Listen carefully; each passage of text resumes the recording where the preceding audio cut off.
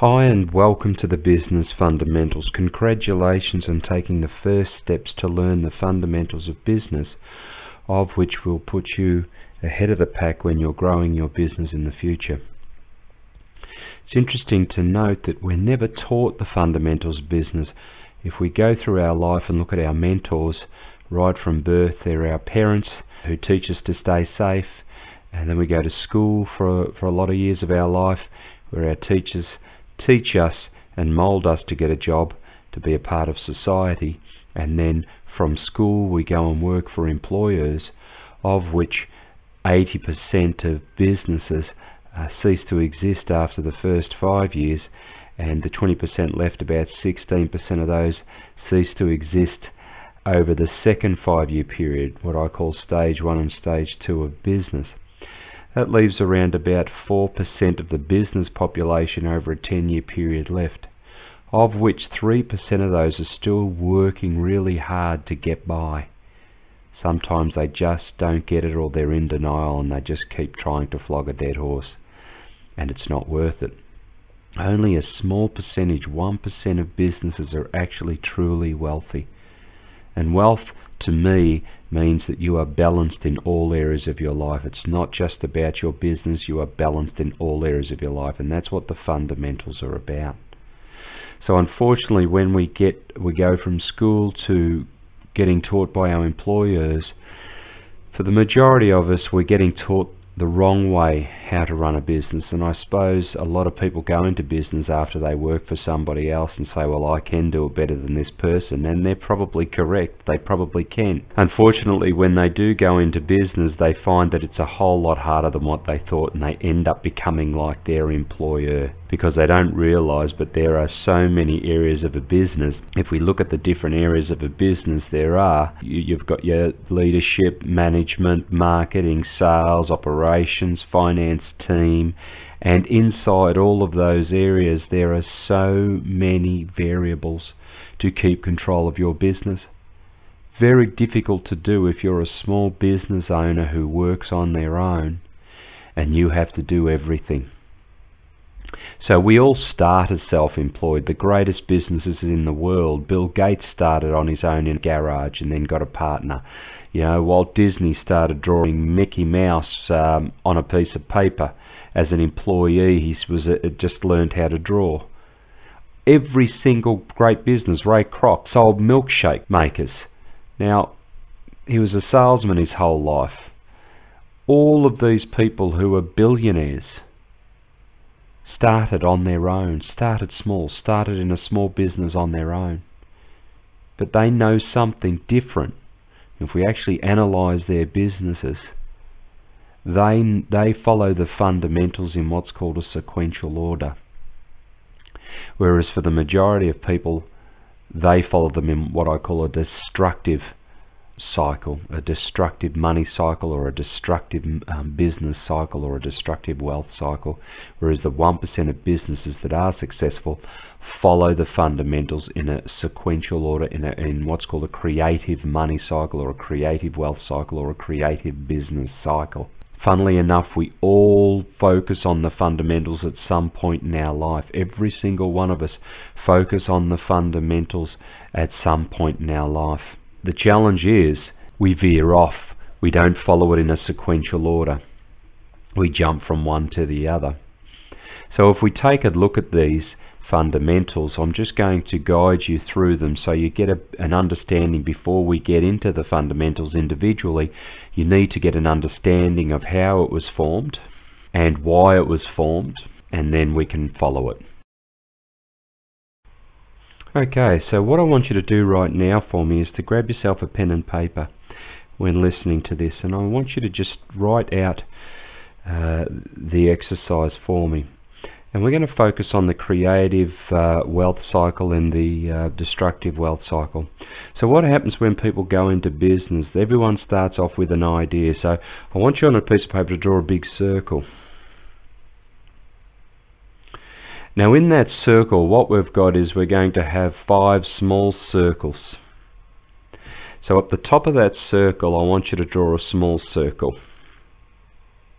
And on the left and right side of that circle, draw 2 circles. It's like our shoulder. You've got your head and shoulders. So 2 circles, not right in the middle, just above the middle. And then underneath that, 2 more circles, but like you're spreading out your legs, so they're further down. Now in the top little circle, you put V for vision, or goals. In the second circle, as you go around clockwise, self-mastery. This is where your life coach is. So you've got your vision, which is your goals coach, will help you with your vision. And the self-mastery is where your life coach will help you with that. Underneath self-mastery, we have money. So the third circle, which is down the bottom of the big circle, is money. On the other side of money, we have team. And then above team, we have systems. And that's your 5 fundamentals. So it's vision, self-mastery, money, team, and systems. Now these fundamentals are not new. They have been discussed in length by the greatest people on this earth. We can go back as far as Confucius 5,000 years ago, 2,500 years before BC. And the Chinese, they created what's called the 5 elements of the universe. The 5 elements of the universe were made up of everything on this earth, from water, wood, fire, earth, and metal. And everything flows in that order. Exactly the same with the fundamentals. Funnily enough, I spent 3 years creating this program based on 10 years as a business coach, mentoring thousands of businesses over a long period of time, speaking to thousands of businesses, coaching, talking to, from start-up businesses to multi-million-dollar companies to retail, wholesale, manufacturing companies, professional services, to a whole variety of corporates, management. And then from that, I also learnt, based on my knowledge, I've had 15 businesses. I suppose that's where I stand out compared to others. I've actually had 15, I've counted them the other week, approximately 15 of my own businesses. And I have gone through every single stage. Stage 1, not making enough money. Stage 2, not having a life, working 7 days a week, not seeing my family, having health issues. To stage 3, thinking I'm just going to go back and do it all myself. Till I realised I needed to go on a bit of an educational journey and find out exactly what is it that is missing. I remember the mentor I had after about the 9th business said to me, David, there's one common denominator with all of your businesses, and he said, it's you. And that's when it clicked into me. What he was saying was that until I decide to change me, no matter what business I go into, nothing will happen. Nothing will change. And that's when I went on this learning journey. I started learning everything from business to marketing, strategies to sales, to how to put advertising together, how to critique ads, how to sell, studying books and tapes and audios and going to workshops, to how to put systems in place, how to run team, how to empower team, management skills, leadership skills, psychological skills, behavioural profiles, trying to overcome issues that I've had.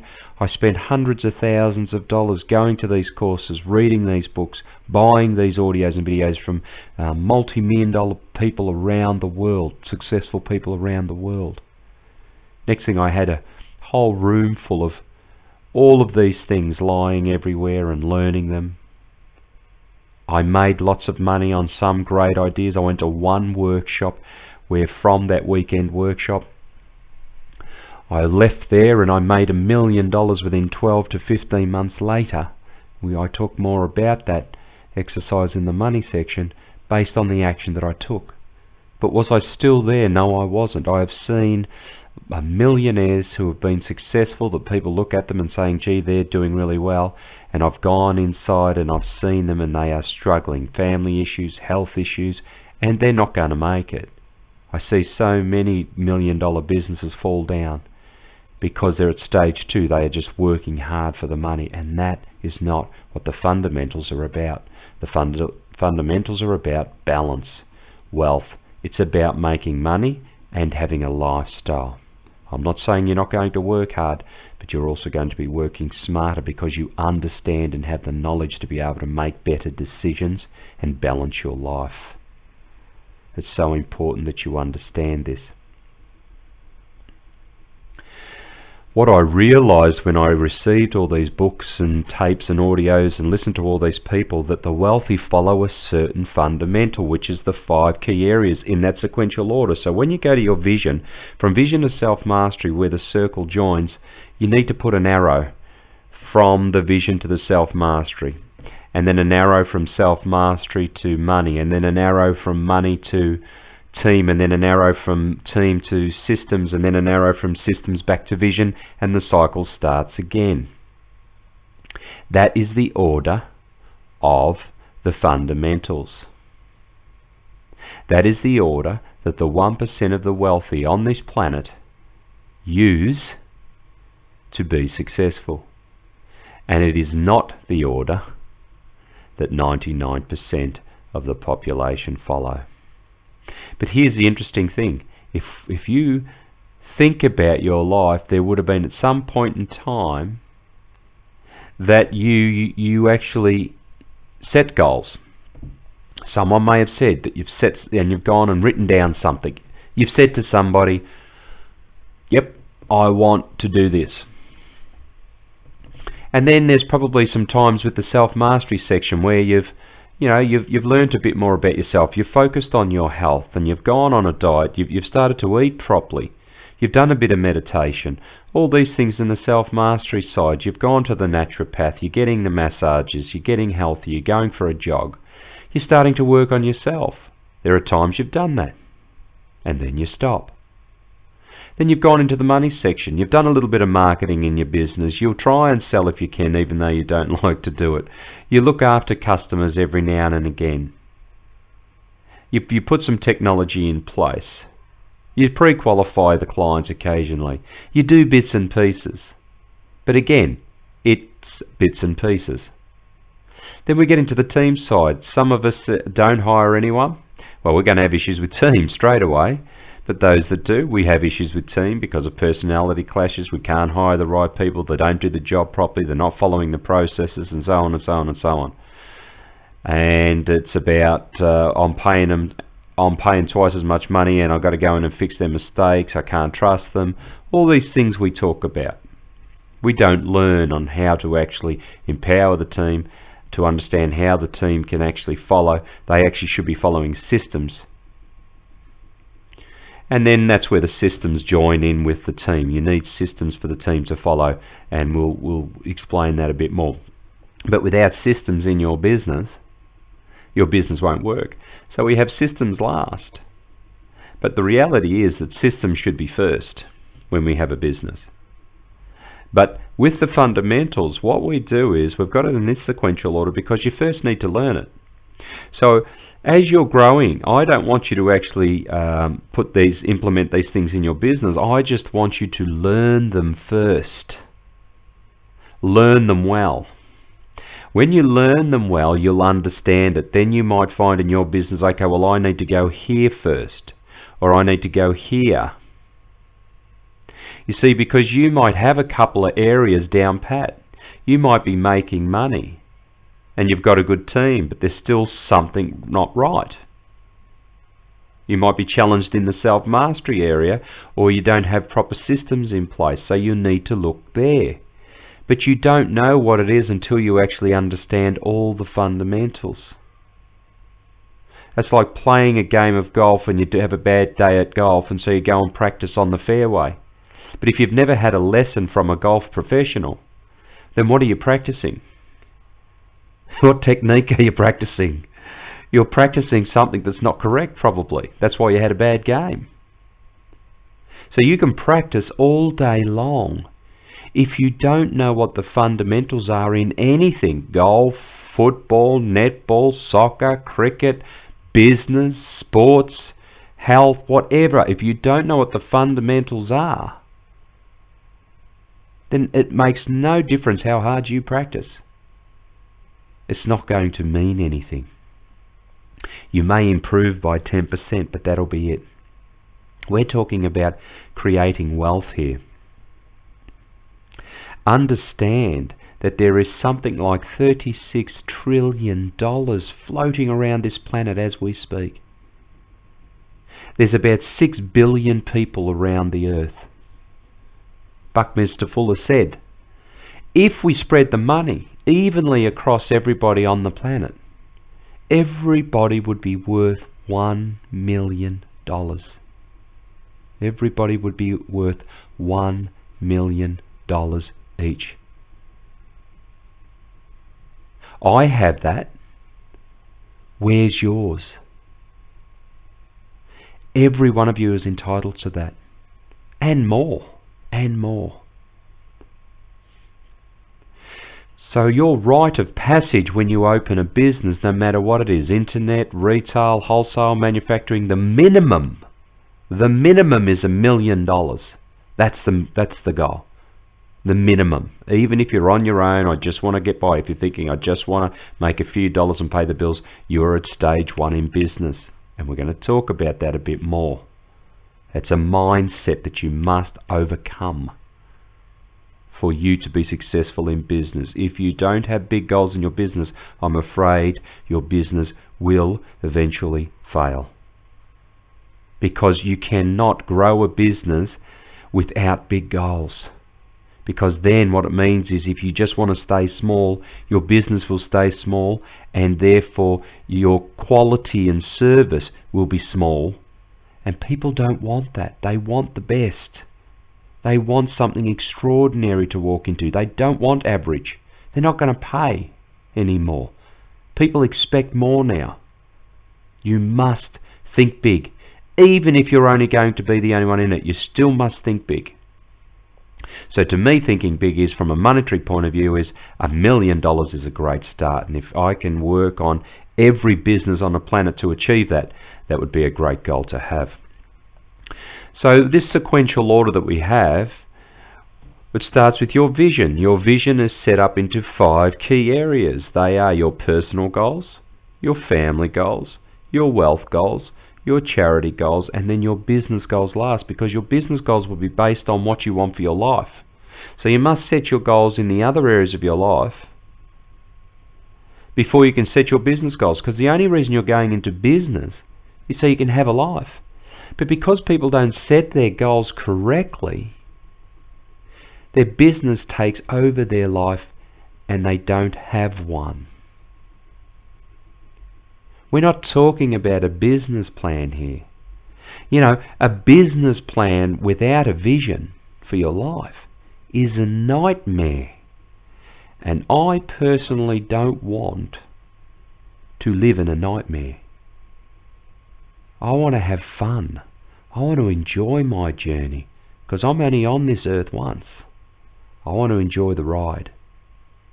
So it's so important that this key area, this is the water that the Chinese talked about nearly 5,000 years ago. The water flows through everything.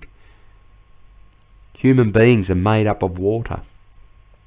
Water flows through everything. So we need that section first, your vision, your goals. From there you go to self-mastery. Your self-mastery is about a few things, because the interesting thing is, with goals, 70% of people have no goals. 27% verbalise their goals. They'll tell somebody else, oh yeah, I'm thinking about getting that car, or I wouldn't mind going on that holiday, or yeah, I'm thinking about, getting a personal trainer or having a massage once a week. I'm thinking about it, not sure. I might open up a business. What do you reckon? They verbalise. Only 3% write their goals down. Now, out of that 3% that write their goals down in detail, 98% of the wealth comes from that 3%. 98% of the wealth comes from that 3%.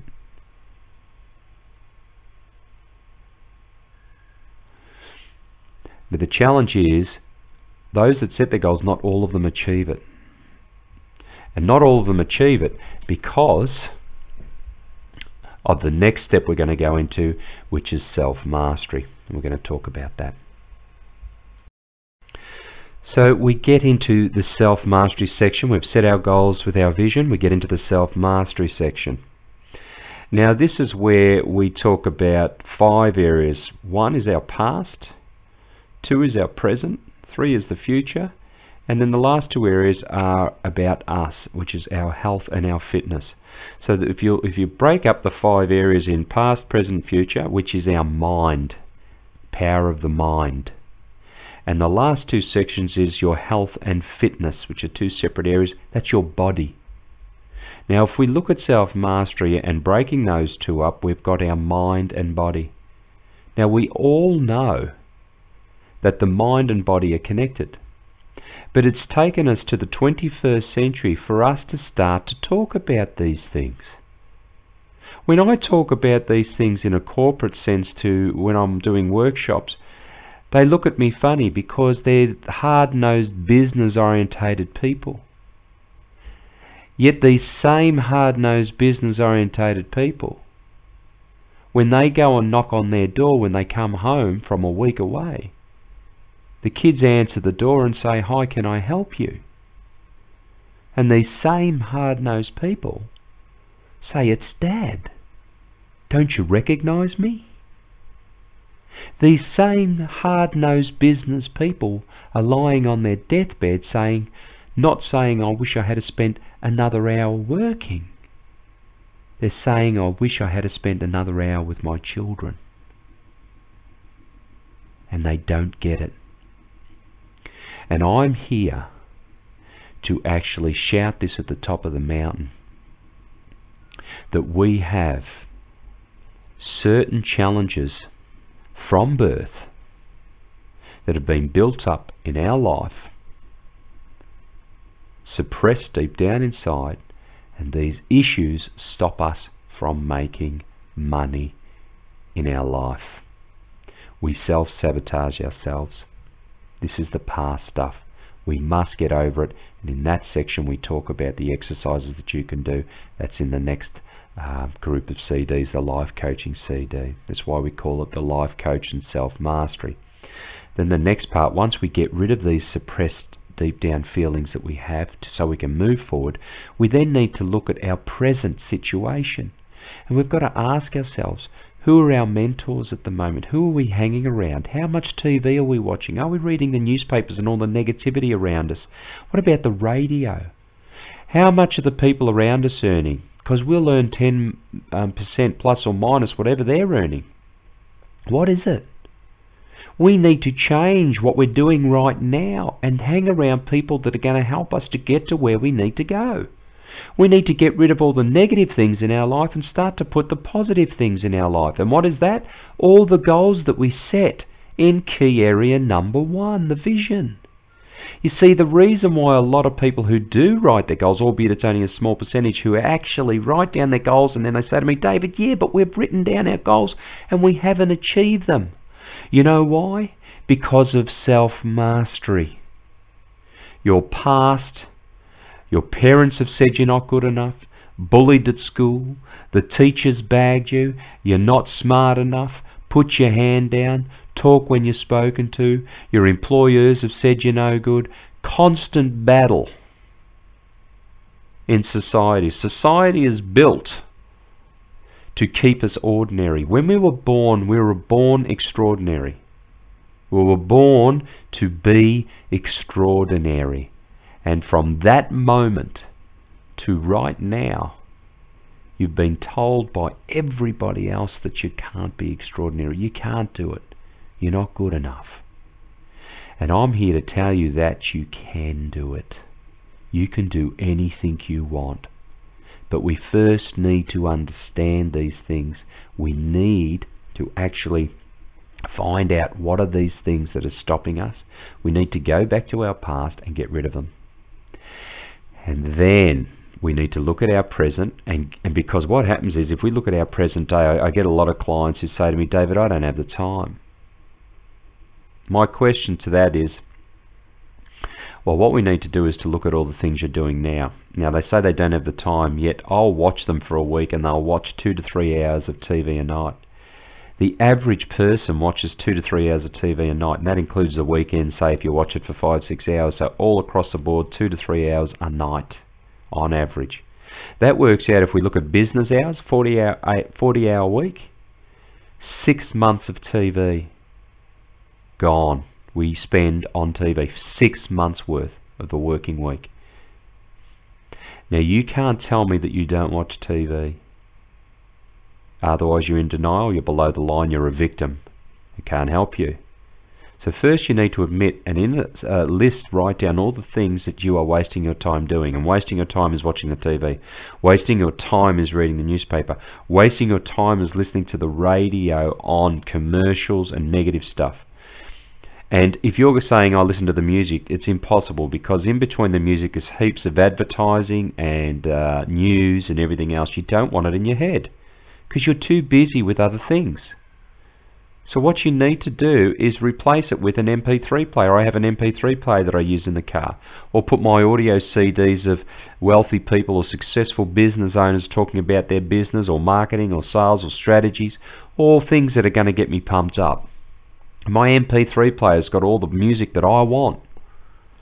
So I put all positive songs on my MP3 player, or positive affirmations and things that I want to hear, and that's all I listen to every day. I'm focused, totally focused on my life's purpose, which I created in my vision. So now that I've overcome the past stuff, done my exercises, I then look at my present stuff and I start to take out of the big circle I've created with all the stuff, okay, what am I doing right now? I list them all. And what can I get rid of to replace it with all the good stuff? Because you can't put good stuff in there every day, because you can't say, I'm going to get up at 5 o'clock in the morning, I'm going to exercise, I'm going to do this, if you're sitting up till midnight at night watching TV and eating rubbish. It's not going to happen. So you've got to get rid of some stuff that you don't want and replace it with things that you do. And the same goes for the people you hang around.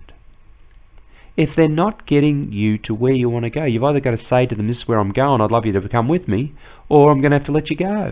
That includes family, friends. You've got to give the big talk. You must do the big talk. I've done the big talk with the family, and they understand. You have to go there. Your partner has to be on board. Your children have to be on board. Your friends, your family, your associates have to be on board. They need to know what your goals are. If they're going to bag you for it, they're not the people you need around you. That's why we self-sabotage ourselves, because what happens, we set some goals, we go and tell somebody who self-sabotages it for us, because they don't want you to be successful, because then they lose you. They don't want that. They don't mean to. It's just what happens. So you need to understand this process. So it's so important that you review your present. This is the second key area. Review your present. And then when you do that, you can focus on your future. And the future is your goals. And you emotionalize them and meditate on them. We teach you that in the life coaching section. Once you're getting that underway and focused on that, then we look at your health and fitness. If we had to look at either or, I say go with fitness. Go with fitness first, exercising. Because once you start exercising every day, you will automatically start watching what you're eating. Because if you've gone for a jog for 3Ks, or been on a bike for an hour, I'm sure you don't want to come home and eat Maccas. You just don't feel like it. But if you don't exercise but you go on a diet, you may lose weight, but you are not healthy. You see that a lot. So if you had to focus on either one, go with the exercise. But what happens with the exercise and what the food you put in your body, when you dig deep here, the interesting thing is It changes our metabolism. It changes the things in our body. It changes the way we think. The foods we eat makes us moody, makes us happy, makes us sad, makes us depressed. And we tend to go to those things, go to the old chocolates when we're down or lonely. Let's get the old bucket of ice cream out and start shoving it down our throat. The old beer when the footy comes on, and all of these things that associate with different things. And we get into these habits that we must break. So it's not just, okay, we're going to go on a diet now. This is a life thing. This is a life learning. The self-mastery is the toughest section of this process, that you must have discipline and you must master yourself. If you can master yourself, money will automatically flow in your life. So now we get to the money section. That's the third key fundamental. Now the money section, if you get your vision right, which gives you your life's purpose, it gives you a direction, and you move on to the self-mastery, and if you can master self and work through that, you get the belief that you can achieve the goal. So the one is the direction, two, the belief that you can achieve it. And when the two connect, money will automatically start to flow in your life. I guarantee it. You just need to focus on those first two key areas and money will automatically start to flow. People will come into your life and give you money. You will see what happens because you're focused on the goals that you want for your life and you're meditating on them and emotionalizing it every day, and you're focused. You've set yourself up. You've got yourself prepared. So then what happens is we need to really concentrate on the money section. Okay, the money section is broken up into 5 key areas again. The 5 key areas are marketing, which these days they call it lead generation. It's generating leads. That's all marketing is doing. Sometimes we make the mistake we spend money on marketing thinking it's going to bring money in the door. It doesn't. It has nothing to do with having money in the bank. All it does is it generates leads, whether it generates leads via phone call, via fax, via email, via the internet, via someone walking in your door. It's just a lead generator. From there we go to section 2, which is what I call pre-qualifying or pre-sales. So it's just before the sale. What we need to do, if the marketing works, the lead generator works for us, and you need to learn all of those before you do any, you then go into the pre-qualifying section, which is, do we want this person or not? Do we want D graders, C graders, B graders, or A grade clients? Who are they? We need to categorize them. We need to understand who our A grade client is. We need to know the different behaviors of types of people. We need to understand this. When we understand it, we can then say, yep, we want this client. You can be choosy and pick the clients you want, and you have A grade clients all the time, which are the ones who pay all the time. Happy to tell everybody else about you. They become raving fans. And then we go to the sale. You need to learn to become professional salespeople, not amateurs. And yet there'll be people listening to this saying, well, I don't want to be a pushy salesperson. Only amateurs are pushy salespeople. I don't like sales. If you are in business, you are in sales. If you are a human being with 2 legs and 2 arms and 1 head, you are in sales. You are in sales from the day you were born. When you do your goos and gagas with your parents, that's selling. You're selling. When you give them those big brown eyes with a little tear coming out when you want the biscuit. I know, I've got 5 children under 10 years of age. They know us all too well when they know there's chocolates in the fridge, and then it's the big sob, and then of course mum runs to the fridge. You know, kids are the best salespeople in the world. You know, I teach sales all the time. And I say you need to ask for the sale at least 7 times. People say to me, oh, I can't do that because people don't want it, they get upset. Well, you're not asking correctly. You need to change what you're saying, but you need to keep coming back in there. But what do people do? They say, oh, is something you're interested in? Oh, I'll think about it. Oh, okay, no worries, see you later. But let's look at our children. Mum, can I have a biscuit? No, get out of the kitchen. Oh, can I? Mum, I want a biscuit. How many times they annoy. Pull on the jumper. Walk into the kitchen, go into the fridge, go into the cupboard, get out of the cupboard, get out of the fridge. No, you can't have it. Mum, come on, I just want one. Who wins out in the end? Who wins? The kids do. Guarantee you they're going to get the biscuit. They are the professional salesperson. It starts from a young age. It's inbuilt. We are all natural sales people. We just get rejected over and over and over again because we don't have the knowledge to do it correctly. When we learn to do it correctly, it becomes easy. So if you're saying you don't want to do it, it's because you lack the knowledge. That's all it is. Once we've got the sale, what that means is it's money in the bank. Thank you very much. We now have cash flow. Now what we want to do is we go to creating raving fans, I call it, or client fulfillment. Client fulfillment is it's acquisition cost versus lifetime value. Acquisition cost versus lifetime value. Yes, you get one sale and that person walks out the door never to be seen again. Or we get their details, join them as a member, they become a life client, a client for life. Which means they can buy today and tomorrow and next month and next year and the year after, and they can bring their friends. It's a lifetime client. So instead of it being a $50 or $100 sale, it can be a $100 sale every month, which is $1,200 a month over 10 years, which is $12,000. So from a $100 client to a $12,000 client. That's lifetime value.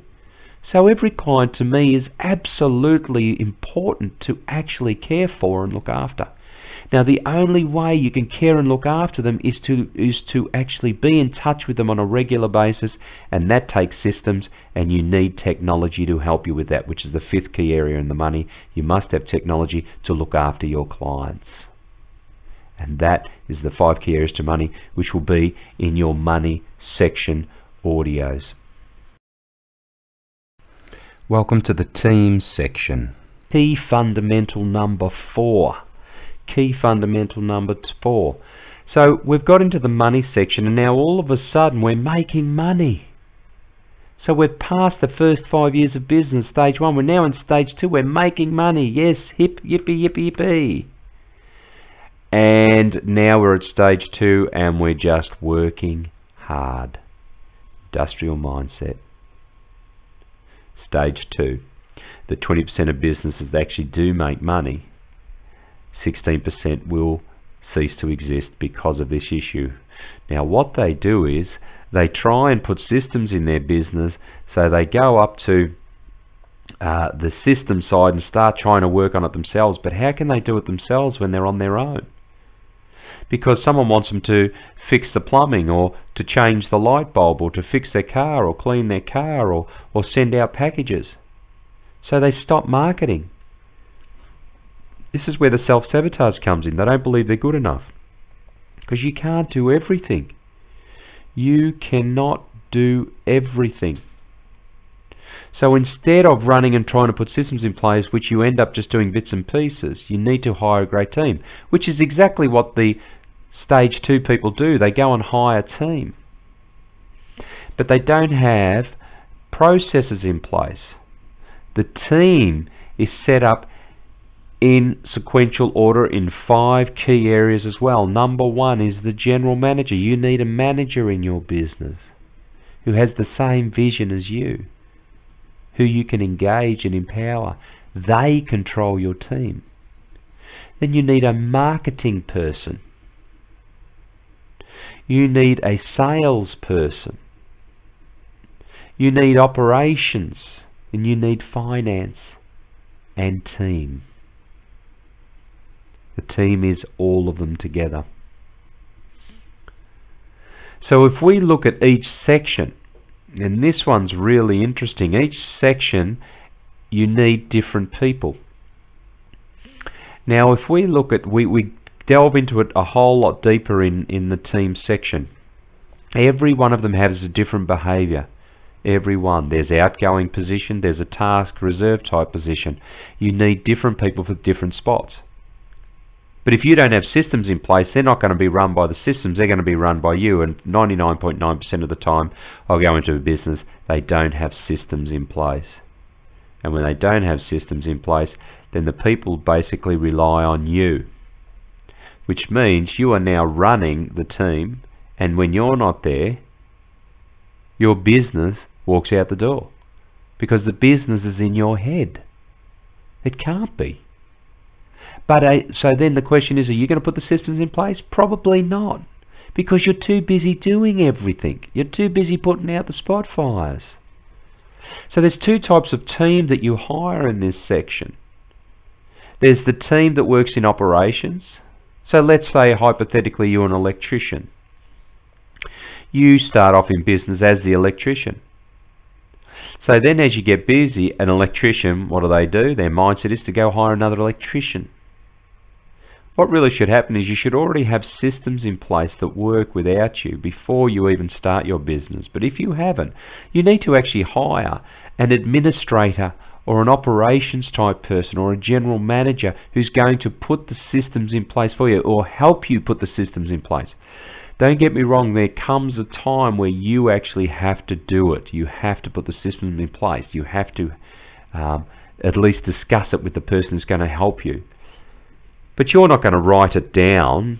Someone else will do that for you. Someone will put it in the manuals, will step it through, will have the KPIs, the key performance indicators, but you need to at least get it on paper or on an audio or a video of some sort and start putting together. So you can see the two are linked. The team and systems are linked. But with the team, it's so important that you hire the right person first. You do behavioural profiles on them. You test them before you ever hire them. They must have positional contracts, key performance indicators, performance reviews on a regular basis. If you don't have those, you need to put them in place. The fifth key fundamental is your systems. Your systems are based on 7 areas of a business, and in each area there are systems, specific systems in order that you need to follow. But the systems, the 5 key fundamentals, there are 5 key subcategories in there. And that is number 1, your company profile. Number 2, your marketing systems. Marketing and sales systems. Number 3 is your finance systems. Number 4 is your operation systems, and number 5 is your team systems, the processes. Now there's step-by-step processes you must have in place so that when you do hire the people, they are followed. So some people might say, well, why don't you have systems first before the team? Because you on your own are never going to put the systems together. You're not going to do it. So you must hire somebody who's going to help you with your business. That's why I say number 1 is the general manager. But you might think, we've got to get work first. But the general manager, your right-hand man, is going to help you with that. They're going to work on the stuff for you. Now, whether the general manager is going to be an administrator type, systems type, hiring the staff for you, they are the actual center of your business. They are the core. They will look after the team, not you. What tends to happen is business owners hire the team without that general manager there. 1, there's no systems. 2, the owner has to look after the team and pander to their every need when they can't, because you really should be focused on innovating your business. You should be focused on growing your business. If you're not innovating your business, it's falling away. Even if you have the top of the range best business in the world right now, if you're not focused every week on coming up with new things for your business, then tomorrow it becomes obsolete, because people get used to what you do. It's even if we look at McDonald's right now, the reason they've created the wow factor is their systems. You know, Ray Kroc nearly went broke, yet he made more millionaires in the world than any other person before Bill Gates came along. Yet he nearly went broke so many times putting his systems in place, while others were making money. He was so focused on the systems.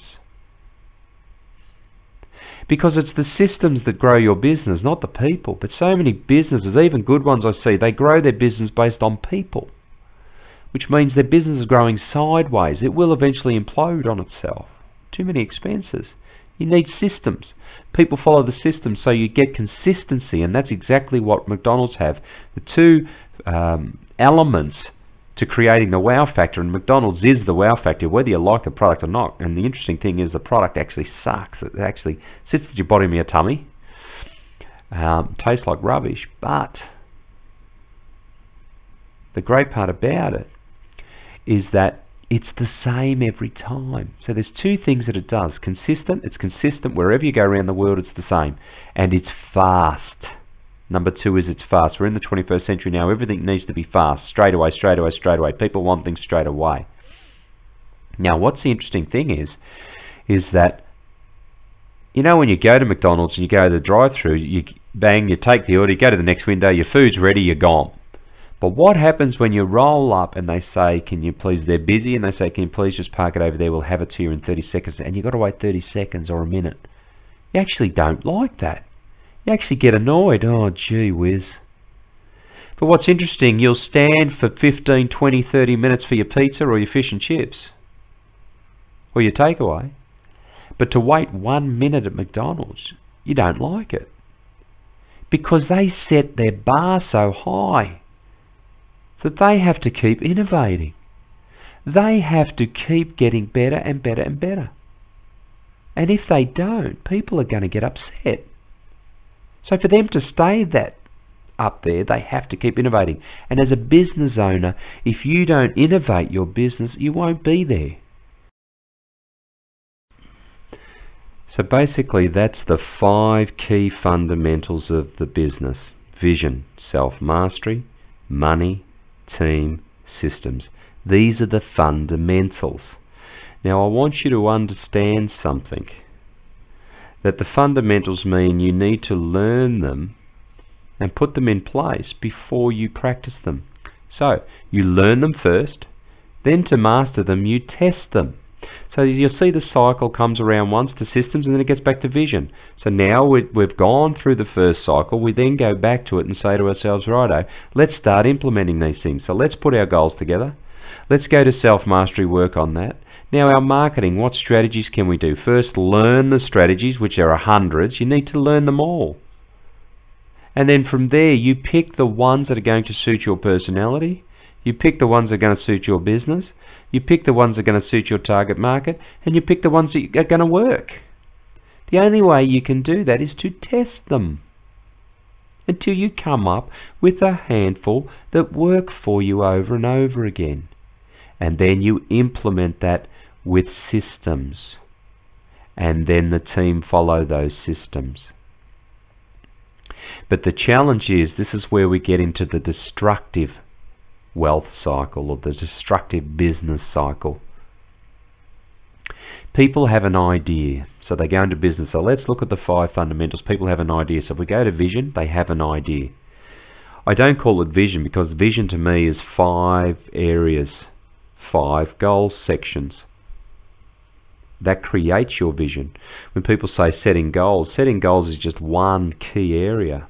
Setting goals personally, I set goals for my family, I set goals for my wealth, I set goals for my charity, I set goals for my business. But collectively together, that creates your vision, your life's purpose. Once you put all of them together, you'll find that all of a sudden you'll start to get epiphanies or blinding flashes or eurekas. Things will just flash into your head and say, this is why I'm on this earth. And you better be passionate about it. Not because you're good at doing it. You better be passionate about it, and it's going to be your lifelong journey. And the only way you can find that out, because people say, I don't know what it is, you better start setting your goals in all areas.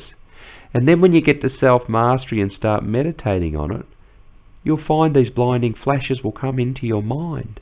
It'll just come naturally.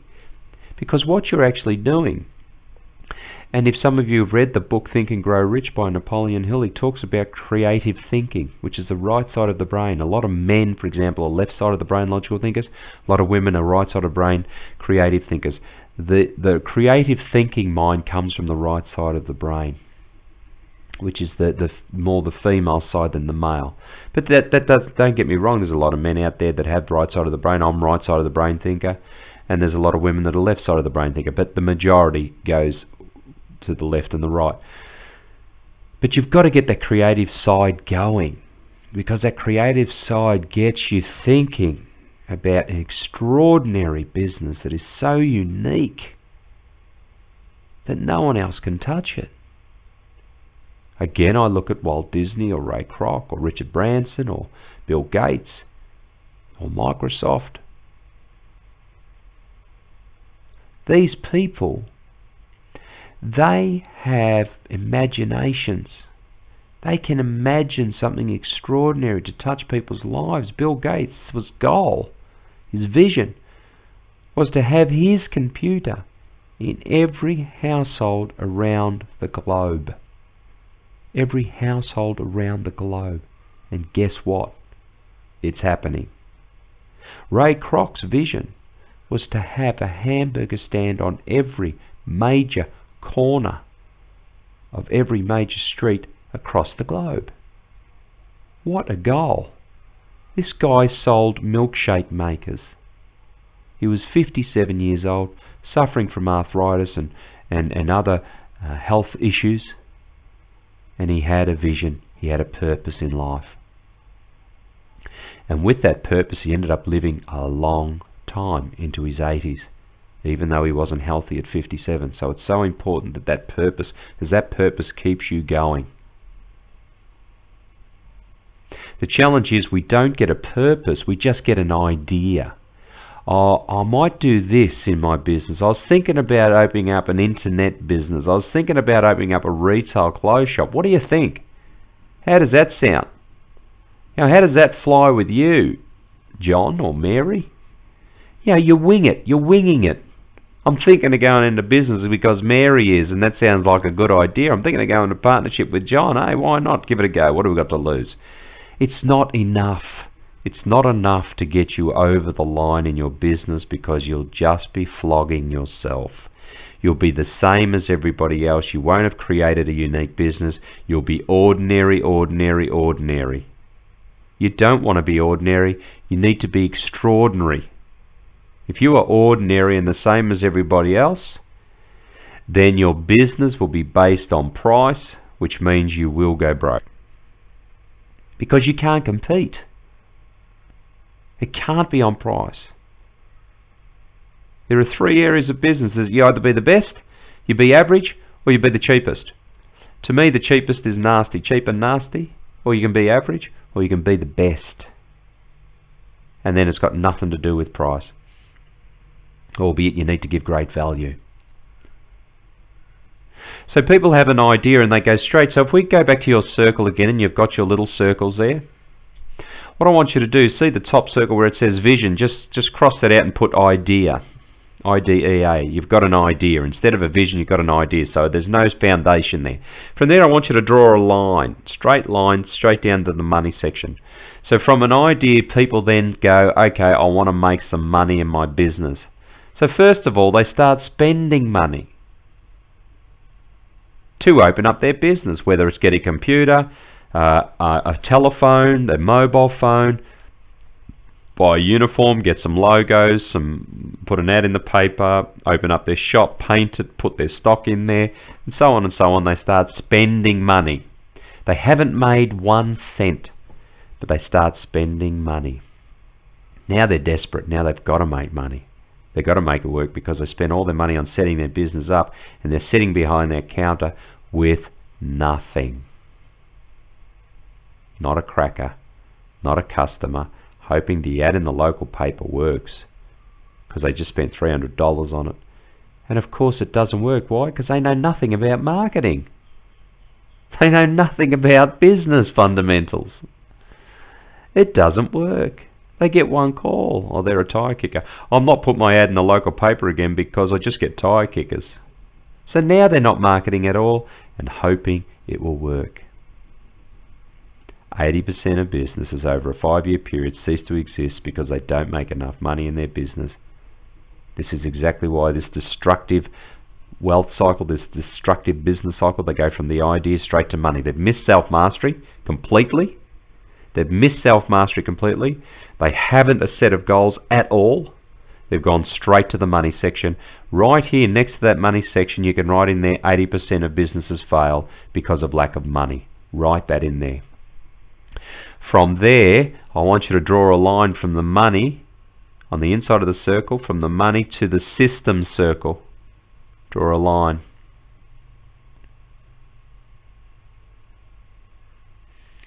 Now, this is what happens. This is the second stage. So put in that money section also in there, put stage 1. Now we'll go up to the systems section, and next to that put stage 2. 20% of the business population who get to this point, 16% will cease to exist over a 10-year period because of systems. They don't have any systems in place. Why?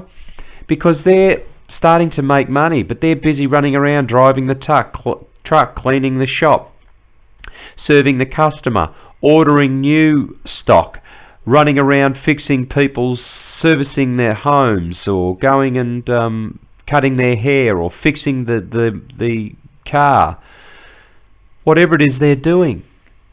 So when they go into that section, the systems section, to try and put systems in place, because see, the money, they're running around doing everything and trying to please the customer, and all of a sudden 10 customers ring at once, they can't service them. All of a sudden a customer rings up and they start to complain. So they realise they've got to put systems in place. They can't do it. They can't do it. They start getting sick because they're running around trying to do everything themselves. They're unhealthy. They're not feeling well. So we draw a line from that section, go across to self-mastery, draw a line there. They're lacking self-mastery, they're lacking discipline, because they're doing bits and pieces, putting out the spot fire. They're not healthy, they're not fit. They've got the stuckberries coming up, I can't do this. Their customers are complaining. Yet I'll talk to these business owners, they say our quality and service steps us apart from everybody else, and I say rubbish. You don't have quality and service if you work on your own. If people I ring who say, first thing I ask, how many people in your business? I say, just me. And I say, well, what makes you better than everybody else? I say, quality and service. I said, that's impossible. It is absolutely impossible for you to have quality and service in your business if you work for yourself. Impossible. Unless you have great systems. Even then you still need people to run those systems. So we're now having issues with self-mastery. We haven't overcome these issues, these stuckberries. This is starting to come to the fore, our health issues. And if you notice in stage 2, a lot of reasons why people actually leave their business or walk away from their business at stage 2 is because of health issues, because of marriage issues, because of being overwhelmed, depression, stress, worry, anxiety. They don't eat healthy. How can you eat healthy when you've got to get up for work at 7 in the morning and you don't get home till 7 o'clock at night? How do you reckon your health is? Do you have time to eat? No. So what do? They go past Macca's, they go past Hungry Jack's, they go past any of these stores. They drive in, they grab their hamburger and milkshake, and they keep going. They don't have time to exercise. They don't have time to see their family. There is absolutely no balance whatsoever. And these are the people that say, I'm doing okay, I'm making plenty of money. They don't have a life, industrial mindset. So that's where they've got issues with their systems and self-mastery. So the next thing they do when they're under pressure and they've got health issues, they go and draw a line from self-mastery straight down to the team. They then hire a team. So they haven't got self-mastery under control, so their discipline is poor. They have no systems, and then they hire a team. They'll hire someone. Now this person that walks in has a look around and sees the place is a mess, it's got grease all over it. There's no paperwork. There's paper everywhere. The business owner's jumping from one thing to the other. They don't know where they're going, they have no direction, so they're actually just saying, let's do that, and then the next minute they change their mind. So the team member doesn't know what they're doing.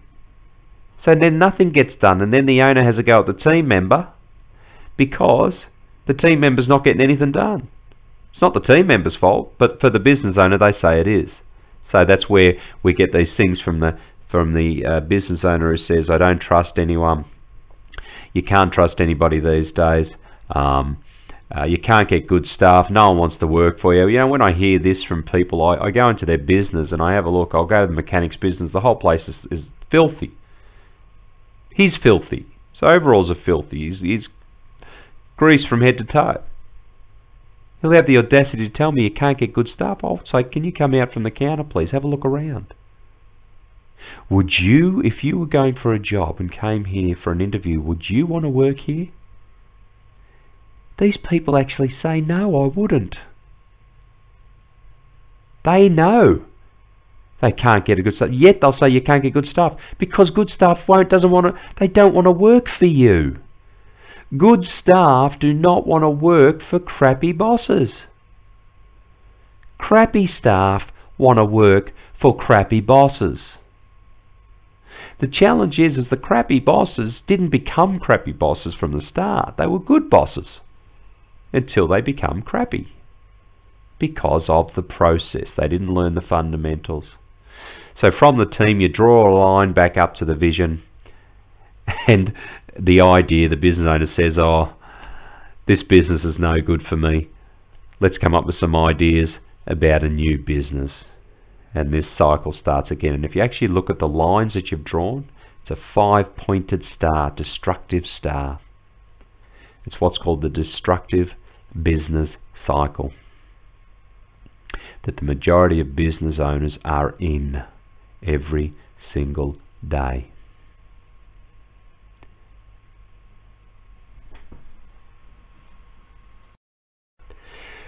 So our goal over the coming CDs in the vision, the self-mastery, the money section, the team section, the system sections is for you to learn. It's a great suggestion for you to go over and over and over these audios. We'll give you exercises to do just like the ones we've just given you already to do. If you can have a piece of paper and pencil handy to start to do these exercises and give them a go. Now, it's not going to be perfect when you first do it. It's like anything. I use the analogy of golf all the time. There's so many variables to it. And it's the same in business, in anything. If we look at things logically, everything I talk about here, no matter if it's your health or fitness or meditation or setting goals or thinking about your past and your future and your present, they're there for a reason. I am not one of these enlightened spiritual type people. I'm a businessman who takes my business seriously. When I meditate for wealth, for money to flow into my life, to have a great family. When I get rid of the stuff deep down inside, it's because I don't want to self-sabotage my time with my children. I don't want to self-sabotage money coming into my life. When I focus on not watching the TV or listening to the radio or not reading the paper, it's because I want to spend more time with the people I love, to build a great business, to have success. I see so many extraordinary things that I could be doing. Why would I watch the TV when I could be on a boat cruising the Mediterranean? When I could be on Hamilton Island, when I could be visiting Disneyland with my family. So you must think about the extraordinary life that you can have. Even for those people who self-sabotage themselves and say, but it's not about me, it's about others. That's great. But you can never give to others if you have nothing yourself. You don't have much to give. You will still say, I don't have time. So my suggestion is, if you are a philanthropist or want to be a philanthropist, in your charity goals, you're going to have a charity foundation. And you're going to build as much money and wealth as you possibly can so you can give to others. It's so important that you focus there. So with golf, for example, if you want to learn golf, you must have a lesson. But how many lessons do you need before you can be good at it? Well, it takes years and years and years of practice. Years and years and years of practice. But first, what are you practicing? First, learn the technique. That's what these fundamentals are about. Learn the technique. So, how to hold the grip, how to swing the club, how to stand, how to where to put your head, where to put your shoulders. Okay, if you're in this position, what do you do? If you're in this position, what do you do? What clubs do you use? How far do you hit? What's the distance? And so on and so on. So first understand the fundamentals, then you practice it the correct way over and over and over again. Are you great? No. But you're starting to master it. Once you master your game, then to build wealth, you must practice that mastery over and over and over again. That's why we talk about the fundamentals, we talk about mastery, and we talk about wealth. I hear a lot of people say to me, David, I've been in business for 30 years, what can you teach me? Well, firstly, I say I can't teach you anything because you're not ready to learn. A lot of people aren't open to learning. I can't help them. But that'd be like saying to Tiger Woods, if you've been playing golf for 30 years, Tiger, what can you teach me? You know, you've been in business for 30 years, but that doesn't mean you know about business. You've just been in business doing the same thing over and over again. Sometimes we have a false sense of security. There's a lot of businesses I've gone to who have done okay, but from sheer luck, not good judgment. When I look at their business, they have no test and measures in place, they don't know how to hire people correctly, their stock is all over the place, they've got money going out the window, yet they've been getting by through sheer luck. And they say, I've been in business for 30 years, what can you teach me? See, until you open up and say, there's so much I can learn, which is what I do every day, I can learn, and I talk to 10 businesses a day, I say to myself, I can learn from every single one of them. There are so many people with some fantastic ideas out there, but they just don't make any money because they don't know what to do. They hang on to it too tight. I remember years ago I used to play golf with my friends, and I was off a single-figure handicapper, and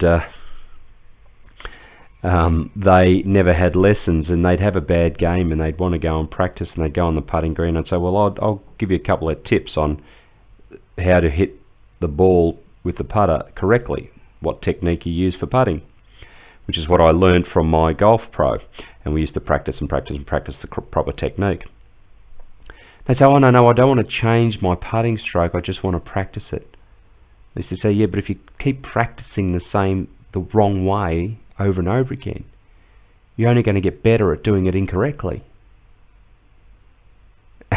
But it's that mindset of not wanting to change for fear of getting worse. Yet what they're doing is not working for them. And this mindset is exactly the same in business, especially those at stage 2 of business, where they're actually making money, but they're running around 7 days a week.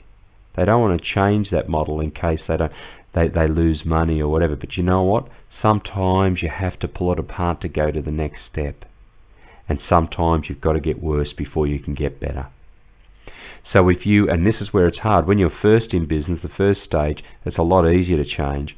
But when you go to the second stage of business, it's a lot more difficult to change. And the interesting thing is, it's a bit like if you've played golf for 20 years and you've held the grip on the club one way, which is incorrect, let's say, and then you go and have a golf lesson and they change your grip, you're not going to get better. You're going to be way worse because you're just so used to doing it one way. To actually change, it is completely different. And it takes a long time to get used to that. You just got to practice and practice without going on the golf course. Practice, practice, practice, practice, practice until it becomes natural. It could take months. But what do people do? They have one lesson, they practice it for a day, they go on the golf course, have a bad day, and then they say, I'm going back to my old way. It's exactly the same with workshops, CDs, audios, the pros, the whole lot. They're pumped up for a short period of time, then they go back to their old ways. That's why workshops don't work, only the people in them do.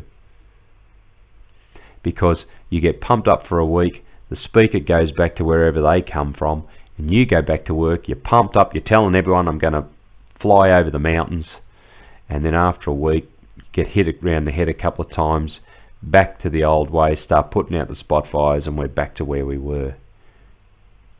There is no such thing as a quick fix. There is no such thing as a quick fix in business or in life. If you try and go there, you are kidding yourself. There is a set of fundamentals for everything. There is a set of fundamentals to play golf. There is a set of fundamentals to play chess, to exercise properly, to eat well, to run a business. There is a set of fundamentals for everything. And I'm going to step you through this over the coming CDs. But if you don't follow them, you will be ordinary. You will stay average. So you bought these audio programs for a reason. To start to make a change in your life. It's not going to happen overnight. It's not going to be easy. And it's going to take you some time. But you need to work through it, step at a time. You'll find you'll get excited to start with, and then you'll get stuck on a couple of lessons because you don't understand it or something's not right. And when you get stuck, or a big challenge I find is that people don't get stuck as their mindset. They don't believe it. There's something that I don't understand this, I don't get this. So they don't do it. They skip it. I'll go to the next thing. So they miss that bit. And then people come back to me and say, this isn't working. And I'll say, well, but are you doing it? No. Or I get some people, yeah, I've done it and it didn't work. What do you mean you've done it and it didn't work? You shouldn't have done it. Done it means you're not doing it now. All of these things are done on a continual, everyday basis. So when you look at my day, which starts around about 4:30, 5 o'clock every morning, I start my day by visualizing and emotionalizing my goals. Absolute. Then I focus on meditation, so half-hour goals, half-hour meditation, then an hour exercising. Then I'm ready for breakfast, of which I have healthy breakfast, whether it's my fruit and warm water or I'll go for my healthy breakfast depending on whether I'm having a cleansing section or not. Again, it's systemized. Then I'll spend time with my children, help with getting them off to school, and I start work nice and early. Get a great start to the day. That's the start of the day. My processes for my week are solid as well. They are systemized with default diaries of learning and processes and systems. Everything is set up. So with my finish of my day at 3 o'clock, and then I go and work with the children. They come down to me for homework time each, broken up, and we have processes that we follow. And then I do my visualizing, emotionalizing and meditating at the end of the day as well. Every single day. It's that discipline and self-mastery that's going to build wealth for you. And if you look at the most successful people in the world, they have absolute processes for everything that they follow that work for them. If you do not have that self-mastery and discipline and a direction, you'll struggle. So you've got to follow the techniques. I look forward to working with you over the coming CDs. Good luck.